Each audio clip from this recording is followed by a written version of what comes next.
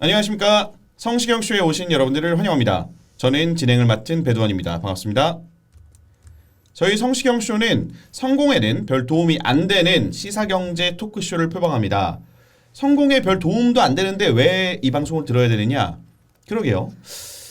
들어보시면은 여러분들이 도대체 이 방송을 왜 때문에 듣는지 스스로 판단해 주실 거라 믿습니다. 고맙습니다. 안녕하세요. 안녕하세요. 안녕하세요. 선글라스가 두 분 다 멋지시네요. 전염되고 있어요. 전염. 예. 저희가 이제 팟빵 들으시는 분들은 이제 오디오만 들으시겠지만 저희가 지난주부터 보이는 라디오 얼굴이 나오기 시작했어요. 세상에. 자, 여기저기서 이렇게 항의성 연락을 많이 받고 있어. 좀 더 이렇게 니네가 이렇게 TV에 원래 옛날 같았으면 금지되던 얼굴들인데 나오냐. 네. 그런 부분도 있고. 안녕하십니까. 저 85년생 김지원입니다. 차장친구, 과장친구, 대리친구뿐만 아니라 40대, 50대 형님, 누님들이 항상 많이 봐주셔서 감사한다는 말씀 이렇게 영상으로 다시 한번 전달드리고요. 영상 편지예요? 지난번에 말씀드린 것처럼 전 백내장, 제 그 나이를 생각해서 30대 후반으로 넘어간 나이에서 백내장을 걱정하는 마음에 저는 선글라스 낀 것뿐인데 갑자기 오늘 김성우 기자가 또 선글라스를 끼고 나타났네요. 그러니까요. 아니 확실히 이제 복장들도 저도 그렇지만 저희가 이제 그냥 오디오만 녹음할 때는 대충 그냥 대충까지는 아니지만 캐주얼하게 다니다가 오늘도 조금 이제 저희가 좀 신경을 쓰고 유튜브 스타로 거듭나려나요? 그거는 원치 않는데. 혼자 목소리를 낮춰서 또. 예. 자, 알겠습니다. 김성우 기자 소개하시죠. 예, 안녕하세요. 김성우입니다. 선글라스를 쓰지 않으려고 했는데 김전이 쓰고 나오니까 옆에 있는 영상 팀장이 야, 그럴 거면 다 같이 쓰고 나와라. 니네 다 같이 가리는 게 나을 수도 있겠다. 얘기를 취지는 아니었어요. 네, 너무 선글라스 쓴 한 명한테만 조언이셨고요. 시선이 몰린다 뭐 이런 취지로 저는 이해를 했는데 돌려서 말씀하신 건가요? 당신 때문이야 지금. 자, 알겠습니다. 저희 성시경 쇼 오늘 저희가 전해드릴 소식은 이건희 삼성그룹 회장 별세 관련 소식입니다. 예. 자, 우리나라의 뭐 1등 기업 글로벌로 초일류 기업이죠. 네. 우리나라의 또 정치, 경제, 사회 모든 면에서 엄청난 영향력을 행사하고 있는 삼성 또 이건희 회장 국내 주식 부자 1위이기도 했고 자, 뭐 고인이 되셨어요? 네. 오늘 오전 저희가 오늘 28일 날 녹음을 하고 있는데 오늘 오전에 연결식이 엄수가 됐습니다. 좀 전이네요. 예, 우리 또 아내인 홍라희 전 리움미술관장, 뭐 이재용 삼성전자 부회장, 이부진 호텔신라 사장, 이서연 삼성복지재단 이사장 등 유족들이 다 참석을 해서 삼성 서울병원에서 연결식을 치렀고 뭐 가족장이다 보니까 연결식도 비공개로 진행한다고 해요. 그래서 이제 발인이 아마 시작이 됐을 텐데. 운구 행렬도 이건희 전 회장의 발자취가 담긴 공간을 돌면서 임직원들하고 마지막 이별을 고한다고 합니다. 기사를 보니까 뭐 삼성전자 수원서 합장이나 그 화성이랑 기흥 반도체 공장 이런 데가 거론되고 있는데 아직 뭐 알려진 건 정확하게 없어요. 네네. 그다음에 장지도 아마 이제 부친인 고 이병철 선대 회장과 모친인 박두울 여사가 묻혀 있는 에버랜드 인근 용인 선영이 있죠. 네. 그쪽으로 아마 예상이 되고 있는데 이것도 뭐 저희가 뭐 알려줄 필요는 없잖아요. 그런 것까지 그렇죠. 이렇게 되고 있습니다. 일단은 지난 일요일에 별세 소식이 전해지니 수많은 기사들이 쏟아져 나왔습니다. 인터넷 뉴스, 뭐 신문, 방송들을 통해서 많이들 보셨을 테고 저희가 이제 오늘 그럼 이제 발인하는 오늘 뭘 해야 되느냐. 두 가지를 좀 말씀을 드릴 거예요. 첫 번째 1부, 2부로 좀 나눠서 할 건데 1부에서는 이건희 회장의 생전 경영할 때 어록을 중심으로 이 회장의 경영 리더십에 대한 좀 집중 분석 네. 이거를 하고 2부에서는 지금 가장 논란이 많이 되고 있는 상속세 관련. 근데 이게 상속세가 그냥 상속세가 아니잖아요. 그냥 뭐 재산에 대한 세만 내는 게 문제가 아니라 삼성그룹 전체의 어떤 지배구조 문제 또는 주가 문제, 그죠? 경영권 문제 다 이런 게 얽히고 설키고 굉장히 복잡한 문제이기 때문에 저희가 1, 2부로 좀 나눠서 진행을 하려고 합니다. 일단은 자 바로 들어가죠. 네. 이건희 회장의 어록부터 제가 한번 좀 읊어드릴게요. 굉장히 좋은 말씀 많이 하셨는데 몇 개만 가장 유명한 거 네네. 많이들 들어보셨을 거예요. 마누라와 자식 빼고 다 바꿔라. 1993년 6월 독일 프랑크푸르트에서 한 프랑크푸르트 선언이라고도 하고 신경영 선언이라고도 하는 국제화 시대에 변하지 않으면 영원히 2류나 2.5류가 될 것이다. 지금처럼 잘해봐야 1.5류다. 그러니까 이때 93년도만 해도 삼성이 서울이래. 한국에서는 뭐 1위의 가전 기업이었고 굉장히 큰 기업이었지만 국제적으로는 이걸로 안 된다. 다 바꿔라. 자, 이런 말씀을 하셨었고 2002년도 말씀 계열사 사장단 회의에서 말한 거예요. 5년에서 10년 후에 무엇으로 먹고 살 것인가를 생각하면 등에서 식은땀이 납니다. 그다음에 이익이 줄어드는 한이 있더라도 사회에 이바지할 수 있는 일들을 해나가는 게 무엇보다 중요합니다. 뭐 이런 말씀. 네. 그다음에 핵심 인재를 몇 명이나 뽑았고 이거를 뽑기 위해 사장이 얼마나 챙기고 있고 또 확보했던 핵심 인재를 성장시키는 데 얼마나 노력하고 있는지를 사장 평가 항목에 반영하자. 인재 경영이죠. 그렇죠? 사장들 니네 제대로 뽑아서 관리하고 육성해라. 네네. 이런 말씀. 자, 그다음에 신경영 10주년 기념사 2003년입니다. 이거는 신경영을 안 했으면 삼성이 2류나 3류로 전락했거나 망했을지도 모른다는 생각에 등골이 오싹하다. 그러니까 원래 뭐 경영자들이 좀 늘 그렇듯 항상 이렇게 위기, 앞으로 미래에 우리가 미래 먹거리를 찾는 거에 대한 절실함 이런 것들이 느껴지는 발언이에요. 그다음에 하나 더 보면은 같은 2003년이네요. 한 언론사와의 인터뷰에서 한 명의 천재가 10만 명을 먹여 살린다. 이런 말씀했었죠. 그다음에 마지막으로 2010년입니다. 2010년 경영 복귀하고 나서 했던 말씀인데 지금이 진짜 위기다. 글로벌 인류 기업들이 무너지고 있다. 삼성도 언제 어떻게 될지 모른다.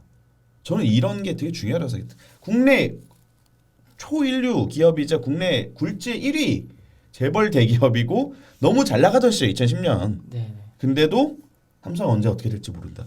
근데 이게 단순히 무슨 뭐 위기를 강조하는 차원도 있지만 진짜 절박했던 것 같아. 아이 또 본인이 경영 복귀 하시니까 또 이렇게 위기를 이렇게 조장해서 하신 것도 있겠죠. 보통 그렇게 봅니다. 그러니까 보통 원래 사장님들, 저 그렇죠. 옛날에 예. 학원 강사 할 때도 네. 제가 이제 소식적인 학원 강사를 좀 했었잖아요. 갑자기 이런 얘기를 왜 하는지 모르겠는데 학원 원장님들이 맨날 막 위기라고요. 그러니까 그렇죠. 저도 지금 사실 어. 이제 이건희 회장 그 돌아가신 이건희 회장께서 말씀하신 내용 자체가 당연히 좋은 내용이고 한데 예, 이게 지금 다른 경영자들이 이건희 회장을 따라해서 그런 건지 모르겠는데 다 위기라고. 지금 사실 얘기 들었을 때 저는 되게 약간 되게 오히려 이게 죄송한데 그쵸. 식상한 거 왜냐면 다 위기라고 하는 건 누구나 다 얘기를 하는 배워서 그런 느낌이 거. 근데 그런 이제 모습. 그렇죠. 네. 근데 이제 저는 느껴지는 거는 다른 회사도 아니고 삼성이 이렇게 했다라는 거는 그쵸. 좀 의미가 있다는 거죠. 1등을 하고 최고인 있기 때문에 최고인 회사에 회사이기 이사를 때문에. 하니까. 그러면서 마지막으로 정리를 하죠. 2010년 경영 복귀했을 때 앞으로 10년 내에 삼성을 대표하는 사업과 제품이 대부분 사라질 것이다. 다시 시작해야 된다. 머뭇거릴 시간이 없다. 앞만 보고 가자. 뭐 이런 어록들을 좀 남겼습니다. 자, 어떻게 좀 보세요? 이런 어록들을 보시면서 뭐 방금도 조금 평가를 위기 강조에 대한 저는 진짜 평가를 그러니까 해주셨지만 위기 의식이라는 거에 대해서 예. 그러니까 약간 그런 것 같아요. 그냥 뭐냐면 지금 저희 세대도 그러니까 사실 이제 젊은 사람들은 사실 위기다 이런 얘기를 좋아할 것 같진 않아요. 그러니까 젊은 세대를 뭐 폄하하는 그런 얘기가 아니라 보통 그렇죠. 우리는 좀 워라밸. 그렇잖아요. 우리는 그냥 뭐 워라밸도 중요하고 앞으로 좀 더 긍정적으로 얘기하는 거지. 지금은 위기고 뭔가 위기라고 하면 왠지 뭔가 바싹 조여야 될 것 같고 회사를 위해 목숨을 바쳐야 될 것 같고 회사를 위해서 내 한 몸 투신해야 될 것 같고 막 이렇게 그러니까 물론 음. 그런 어떤 투신 자체가 잘못된 것도 아니고 당연히 어떤 조직의 발전을 위해서 내가 투신하는 것도 필요할 때도 있죠. 가끔 가다가는 가끔이 아니라 뭐 상황에 따라서는 당연히 예. 열심히 해야죠. 근데 중요한 건 뭐냐면 이제 우리가 그런 말들은 우리가 흔히 라떼는 말이야 약간 이런 식으로 평가할 때가 있잖아요. 사실은 라떼는 말이 옛날 얘기라고 막 그렇죠. 우리 분들이 그러니까 약간 좀 과거의 어떤 70, 80년대 고도 성장기의 어떤 그런 뭔가 명과 암을 동시에 담고 있는 하지만 그걸 대표성은 분명히 있는 어떤 위기의식이 아닌가 약간 전 이렇게 생각이 듭니다. 예. 김성호 기자는 어떻게 보셨어요? 이 주요 어록들을 보면서 이건희 회장이 가슴이 일단 먼저 웅장해지는 것 같고요. 웅장해진다고요? 요새 인기어입니다. 가슴이 웅장해진다. 아, 네. 어떤 가슴이 웅장해진다. 느낌으로 웅장해 정말 가슴이 웅장해진다는 거는 네. 이렇게 가슴이 뜨거워지고 어. 되게 임프레스드. 오늘 굉장히 이건희 회장님 예. 뭐 원래 이제 고인이 되고 나서 보통 저희가 추모 방송은 아닙니다만은 예, 그렇죠. 보통 이제 좋은 이야기, 그러니까 이건희 회장님이 남긴 사실 명과암이 뚜렷하죠. 예. 근데 이제 뭐 암에 대해서는 저희가 뭐 이제 정치사회 한 방송이 아니기 때문에 뭐 그런 거에 대해서는 뭐 다음에 뭐 할 시간이 네, 있겠죠. 네. 저희는 이제 최대한 그런 정파성을 배제한 객관적인 방송을 지향을 하고 또 경제적인 부분에서 다루다 보니까 정치사회적인 어떤 암에 대해서 할 얘기가 많아도 할 만한 네. 하겠습니다. 간간히 할게요. 간간히. 자 어쨌든 이제 이건희 회장님이 자 경영자로서 그럼 얼마나 뛰어났을까? 정말 뛰어난 건가? 보통 이제 이렇게 의심들 하잖아요. 재벌 체제였고 어쨌든 물려받았잖아요. 네. 그렇죠. 이병철 선대회장이 일군 거를 물려받았기 때문에 예를 들어 뭐 미국의 애플 스티브 잡스랑 비교를 할 때 스티브 잡스는 혁신가였는데 이건희 회장은 물려받아서 뭐 그냥 경영한 사람 아니냐. 또 이제 스타일 자체도 은둔 경영 스타일이고 막 뭐 스티브 잡스처럼 앞에 나와서 프레젠테이션 한다든가 이런 것들이 없었기 때문에 사실 어느 정도 좀 비교할 때 이렇게 뭐 높은 평가를 못 받은 측면도 있어요, 그렇죠? 재벌 경영자고 오너 경영자고 2세기 때문에 좀 어떻게 분석하고 있습니까, 김정 기자? 예, 그 저도 사실 이제 이번에 돌아가셨다는 얘기를 가지고 그것 때문에 좀 예. 뉴스들을 봤더니 이제 삼성 이건희 회장의 그런 경영에 대해서 좀 다룬 책들이 있잖아요. 그래가지고 꽤 있죠, 꽤 예, 있죠. 꽤 있고 되게 많잖아요. 많은데 이제 그 중에 이제 뉴스에 거론되는 것 중에 하나가 네. 이제 서울대 송재용 이경묵 교수 두 분이 집필한 이제 삼성웨이 이건희 경영학이라는 책이 있더라고요. 삼성 웨이. 네네. 그래서 그 책을 좀 약간 찾아보면서 약간 어떤 포인트들을 이제 경영학자들이 좀 짚고 있느냐를 좀 봤었는데 경영학자들이 짚은 거니까 이거 좀 진짜 하겠네요. 예, 그 당연히 또 이제 전문적으로 하시는 분들이니까. 아니 이제 보통 그렇잖아. 언론에서 이렇게 삼성 너무 이렇게 좋게 해주면은 너무 니네 그냥 찬양해주는 거 아니냐. 뭐 이런 얘기들이 있는데. 아 근데 저기 연구자들 사이에서도 삼성의 지원이 너무 많고 그리고 그리고 삼성 그냥 실제로 자학생들이다. 그럴 수밖에 없어요. 네, 네, 예. 그런 분도 있고. 어쨌든 근데 삼성 웨이라는 표현 자체가 일단은 그런 게 있대요. 그 경영학에서는 웨이라는 표현을 붙이면은 연구자들이 그 기업에 대해서 약간 어떤 그 찬탄하는 약간 그러니까 예, 약간 좀 되게 높게 평가한다는 뜻이 될 수 있어서 그러니까 하나의 어떤 경영 방식이자 롤 모델로서 인정을 받는다는 의미겠네요. 이제 삼성 웨이라고 하는 건 그만큼 뭐 삼성이 잘하고 있죠. 대단한 기업이고 해서 인정을 하는 게 있는 거고. 그래서 과거부터 막 GE 웨이 그래서 HP 웨이라는 표현을 하면서 연구를 했다고 하더라고요. 경영학에서는. GE가 롤 제너럴 일렉트릭? 네, 예, 예. 그런 회사들에 대해서. 근데 이제 여기서 이제 사실 여러 가지 분석 예의가 나오는데 약간 좀 뭐랄까 너무 그 약간 딥하게 들어갈 수 있는 부분도 있고 좀 약간 추상적인 부분도 없지 않아 있어서 저는 그냥 제가 딱 읽었을 때 와닿는 부분에 대해서 좀 약간 짚어봤습니다. 그래서 크게 두 가지로 할 수 있는데 첫 번째로 말씀드리고 싶은 게 첫 번째 이겁니다. 이건희 회장은 도대체 어떤 점에서 삼성을 변화시켰느냐로 봤을 때 가장 포인트 중에 하나가 전 양이 싫어요. 양? 양. 양치기? 음매 양이 아니신 건 알고 계시죠? 예. 예, 양, 빨리 양, 하시죠. 예, 하는데 이제 퀀티티보다는 이제 퀄리티를 중시하는 그러니까 질을 중요시하는 품질이죠. 경영을 질을 중요시하는 경영을 추구했다고 하시더라고요. 그래서 이제 아까 품질 경영 같은 인물 중에 그런 얘기를 하는 건데 당연한 거 아니에요? 품질 경영? 당연해 보이죠. 근데 이제 이거에 사실 이건희 그 회장이 있던 그 시대를 좀 맥락을 이해할 필요가 있을 것 같은데 그 80년대 후반이잖아요. 사실 처음에 시작할 때가. 저 이제 이병철 선대회장이 돌아가시고 나서 예, 어떻게 보면 예. 젊은 나이에 그쵸. 회장을 바로 이어받았으니까. 그렇죠. 87년도에 그 선대회장이 돌아가시고 나서 하시는 건데 그 당시만 해도 어쨌든 우리나라의 어떤 입지나 어떤 생산 방식이라는 거는 일단 불량품이 나더라도 이빠이 그러니까 엄청 많이 생산해서 양으로 때우는 양으로 해서 시장을 침투해서 시장 점유율 1위를 유지하자 약간 이런 마인드가 있었고 실제로 그게 이제 어느 정도 효과를 보니까 이제 성과가 나면 당연히 할 수밖에 없잖아요. 우리도 사실 그런 게 있잖아요. 우리도 기사 쓸 때 아무리 우리가 기사 하나라도 제대로 써야 돼 이게 중요시하다고 하지만 사실 위에선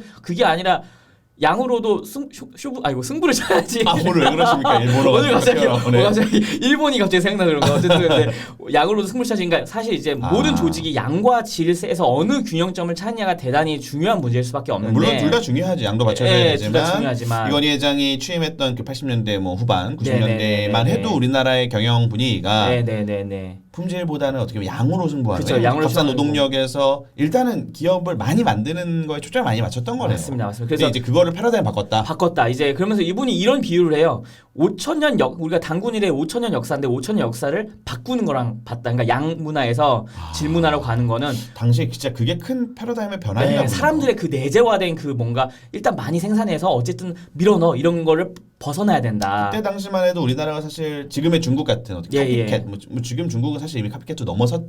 부분이 있지만 예예예. 그러니까 잘 모방해서 잘 빨리 비슷하게 만들어내는 거에 좀 초점이 맞춰져 있다 보니까 예예. 사실 지금으로서는 잘 와닿진 않아요. 그렇죠? 그쵸, 지금은 그쵸. 당연히 품질 경영이고 퀄리티가 너무 중요한데 그쵸. 당시에는 안 그랬다. 그래서 이제 지금 얘기한 질 중심 경영이 아까 지금 프랑크푸르트 아까 얘기하실 때가 이제 그때 처음 삼성이 마누라와 자식 빼고 다 바꿔 이게 신경영이라고 우리가 흔히 할 때 그쵸. 그 연결되는 거잖아요. 신경영의 핵심 그 어구 중에 하나가 질 위주 경영이고요. 그리고 이제 지금 얘기한 질 위주 경험을 하면서 이제 내재화되어 있는 5천년 역사에 내재화되어 있다고 하는 그 비유돼 있는 그거를 바꾸는 데 있어서 약간 일종의 충격요법이 필요했다 이렇게 봤다는 내용이 나오더라고요. 그래서 이제 충격요법으로 거론되는 거가 좀 약간 중요한 것 같은데 하나가 이제 1993년도에 칠사제를 도입을 그때를 했대요. 칠사제가 뭔지 뭐 아실 것 같긴 한데 7시 출근에 오후 4시 퇴근. 그러면 사실 지금 52시간제보다 더 짧게 일하는 사실 그런 셈이 될 수 있는 거거든요. 효율적으로 일하라. 효율적으로 일하라. 그게 하나가 있었고요. 두 번째로는 전 이건 되게 의미 있다고 생각하는 건데 뭐냐면 양중심 경영을 하다 보니까 회계장부나 이런 거 기록할 때 어떤 부실 자산 같은 것도 되게 막 있는 것처럼 마치 계산하고 막 이랬을 거 아니에요, 사실은. 근데 그런 주식회계인데 그거. 그래서 예전에 근데 좀 그런 게 좀 덜한 게 있으니까. 많았으니까, 예. 근데 그걸 신고하면 책임을 묻지 않겠다고 했대요. 그러니까 약간 이런 식으로 너희가 잘못한 걸 먼저 털어내자 제대로 이런 부분도 있었고 마지막으로 세 번째 가장 유명한 건데 1995년도에 추석 선물로 직원들한테 2,000대 가량의 무선 전화를 줬대요. 근데 애니콜이었나요 그게? 그렇죠. 글쎄, 예, 아마 근데 어쨌든 무선 전화 중에 이거 잘 핸드폰. 안 터져요, 막 이런 얘기가 나오니까 그 얘기를 들은 이건희 회장이 열이 받아서 이제 이미 판매된 10만 대를 다시 회수한 다음에 화형식을 했는데 그 화형식 때 이미 그러니까 이제 소비자한테 판매된 것까지는 아니겠죠. 이게 유통에 풀린. 예, 유통에 풀린. 근데 여기는 판매라고 나왔어. 표현은 여기 책에는 판매라고 나왔는데 도매한테 팔았으니까. 예, 밤에 팔았으니까 아마 그러겠죠. 근데 그러니까 시중에 풀려 있는 물량 핸드폰을 10만 10만 대를 회수해서 이 전설적인 그 애니콜 화형식이구나. 화형을 했는데 제품 가치 그때 150억 원 가치. 10만 대니까. 네. 150 그 당시에 150억 원이면 90년대 150억이면 사실 저번에도 한번 얘기한 것 같긴 한데 치토스가 300원 할 때입니다.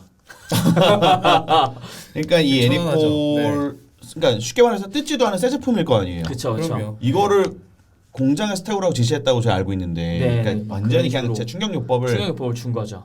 그게 이제 첫 번째 질경영과 관련된 전설이 얘기를 할 수 전설. 있고 두 번째로 이제 이거 빈칸 테스트 이거 빈칸에 뭐가 들어갈지 한번 맞춰주세요. 갑자기 우남성 전 이제 지금 삼성전자 시스템 LSI 사업부장이 예전에 이런 얘기를 했대요.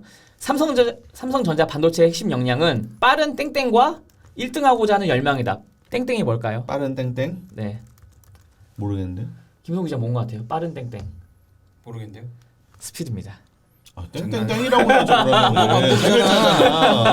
스피드인데 여러분 다 잘 아시겠지만 반도체나 스마트폰이나 너무 급변하고 빨리빨리 기술이 발전하잖아요. 예. 그러니까 스피드라는 게 되게 중요한데 여기서 되게 문제가 뭐냐면 삼성은 되게 거대화되고 있는데 거대화된 조직에서 사실 스피드 있게 업무한다는 게 되게 어려운 문제잖아요. 사실은 메모리 반도체 생산을 할 때도 400에서 700개 단계라고 합니다. 그 와중에 수율도 높여야 되고 어떻게 하면 빠른 의사결정이 어느 때보다 필요할 텐데 그게 어떻게 가능했느냐 이게 되게 중요한 문제인데 이거에 대해서 이제 이 책 지금 삼성웨이라는 책에서 뭐라고 하냐면은 예. 소유 경영자와 전문 경영자를 분리해서 전문 경영자는 우리가 흔히 아는 CEO죠 그냥 월급쟁이 사장님. 예, 그런 분들이고 이제 소유 경영자는 이건희 같은 거 지금 우리나라 말로 오너라는 분들인데 오너의 리더십이 있었기 때문에 스피드라는 것도 이 큰 가능했다. 조직에서 가능했다. 이제 이건 약간 논쟁적인 부분일 수는 있는데 어쨌든 이런 분석까지 해서 좀 약간 특이점이 있지 않나 이렇게 생각이 됐습니다. 예. 예, 말씀하세요. 예, 뭐 한 가지만 첨언을 하자면은 이건희 전 회장의 뭐 품질 경영 얘기를 해주셨는데 딱 한 가지만 얘기를 할게요. 네. 이게 품질 경영이라는 게 그 에드워드 데믹이라 그래서 제가 경영 복전이기 때문에 에드워드 데믹이라 그래서 갑자기 훅 들어오네. 1900년대 저도 경영학 전공했어요. 예, 예, 복지 전공했어요. 그러니까 에드워드 데믹이 맨 처음 한 얘기고 이게 60년대 70년대 엄청 유행을 하면서 80년대 일본에서 완전 붐을 일으키고 대박이 났어요. 품질 경영이기. 예. 그러니까 이건희 회장이 그러니까 뭐 한국에선 처음 사실상 시도하신 거지만 이게 뭐 이건희 회장이 되게 이렇게 선구자셔서 그랬다기보다는 일본에서 유학을 하셨기 때문에 거기서 이런 배운 게또 것들을 많이 느끼시고 그게 도입을 하신 게 아닌가 싶긴 해요. 알겠습니다. 또 이런 에드워드 데믹이요? 데밍입니다. 발음이 안 돼서 예. 아주 경영학을 감사합니다. 복지 전공했는데도 기억나는 게 잘 뭐 뽀삐 이런 거밖에 없는데. 뽀삐요? 4P. 예. 아무튼 자, 마지막에 좋은 얘기 해주셨는데 이제 이 책에서 또 오너 경영자 사실 네네. 이것도 약간 정치적으로 연결될 수 있는 우리나라를 관통하는 문제 중에 하나죠. 네. 이 오너 경영자와 전문 경영인 근데 이제 우리가 이건희 회장을 평가할 때 상속받았기 때문에 오너 경영자이기 때문에 어떤 뭐 왜곡된 문제들 그런 것들을 얘기하는데 사실은 학계에서도 오너 경영자와 전문 경영의 장단점이 분명히 있다라고 얘기는 하죠. 그렇죠? 그렇죠. 그러니까 오너 경영자라고 해서 뭐 꼭 그러니까 이제 2세, 3세로 물려받으면서 우리가 장담할 수는 없죠. 그 능력을. 예. 네. 능력을 장담할 수는 없지만 또 오너 경영자가 갖는 장점들이 분명히 있는 것 같아요. 네. 어떤 게 있느냐면은 일단은 내 가업이라는 것 때문에 좀 더 책임감을 갖고 경영을 할 수가 있는 거고 두 번째는 이런 아까 말 스피드 또는 이렇게 장기적인 안목으로 내가 큰 투자를 네, 결정하거나 M&A 같은 거. 그렇죠 할 때 이런 걸 할 때 이게 10년, 20년 그러니까 일반 월급쟁이 CEO들이 60대 때, 뭐 50대 CEO도 계시겠지만 내가 10년, 20년 뒤에 이 기업을 물론 보고 경영을 해야 이제 뭐 이 사회에서 나를 계속 사장으로 CEO로 써줄 수 있겠지만 쉽지 않을 수 있단 말이에요. 이 사회라는 건 또 주주들에 대한 이거 신경도 써야 되고 그러다 보니까 이제 이런 월급쟁이 CEO들의 단점이겠죠. 장기적인 안목으로 판단을 하기 어려운 부분. 근데 이제 오너 경영자였기 때문에 또 이런 것들이 가능했다라고 볼 수 있는 부분이 분명히 있습니다. 김성호 기자가 또 뭐 좀 개인적인 어떤 이건희 회장의 성향 네네. 분석을 좀 했죠. 이 보니까 그 이건희 회장이 좀 다양한 그 경영적인 혁신을 하신 걸로 좀 잘 알려져 있잖아요.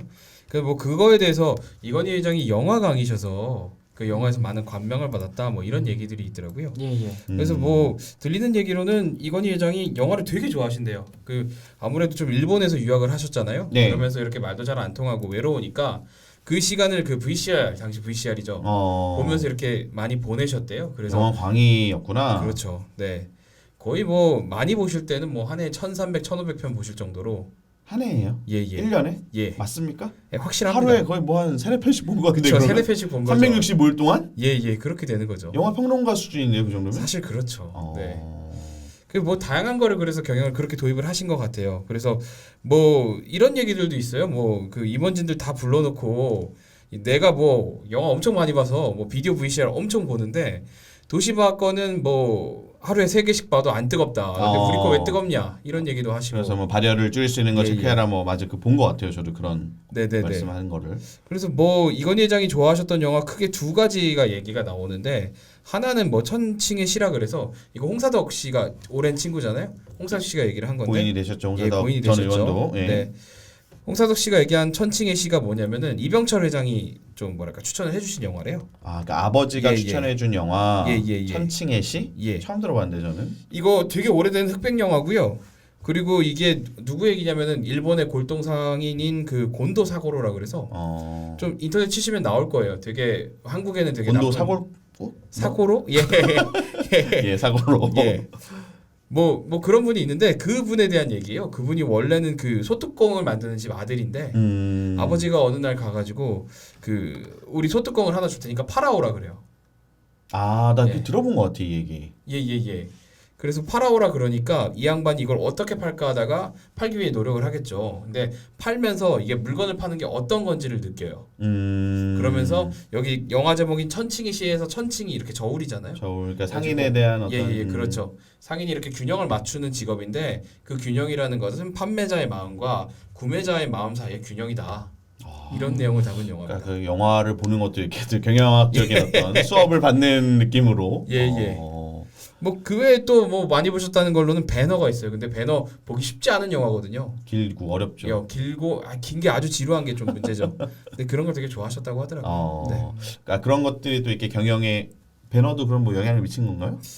배너는 어떻게 영향을 미쳤을까? 네. 하여튼 뭐 일본 유학하시면서 영화도 좋아하시고 강아지도 또 이렇게 좋아하셨다고 하는데. 예, 강아지도 좋아하셨죠. 자, 어쨌든 이런 경영 리더십 이건희 회장의 리더십이 해외에서도 나쁜 평가를 받지는 않는 것 같아요. 네. 찾아보면 일단은 결과가 증명하지 않습니까? 그렇죠. 결과적으로 증명을 하기 다른 게 볼 게 없어요. 예. 물론 뭐 이게 삼성이 지금 초일류 기업이 된 게 꼭 뭐 이건희 회장 또 뭐 이병철 선대회장 이재용 부회장이 경영을 잘해서만은 아니겠지만 또 경영을 못했으면 절대 이렇게 될 수 없는 거 아니겠습니까? 아무리 이제 직원들의 피땀과 정부적인 정부의 지원이라든지 이런 것들이 물론 이루어진 결합된 결정체겠지만 경영 선택 아무나 할 수 있는 건 아니거든요.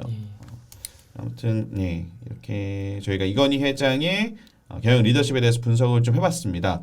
자, 이 정도로 해서 저희 1부 이건희 경영 리더십 대한 분석은 마치고 2부에서 제가 말씀드렸던 상속세, 지배구조, 주가 전망 이야기로 찾아뵙도록 하겠습니다. 고맙습니다. 네, 감사합니다. 감사합니다.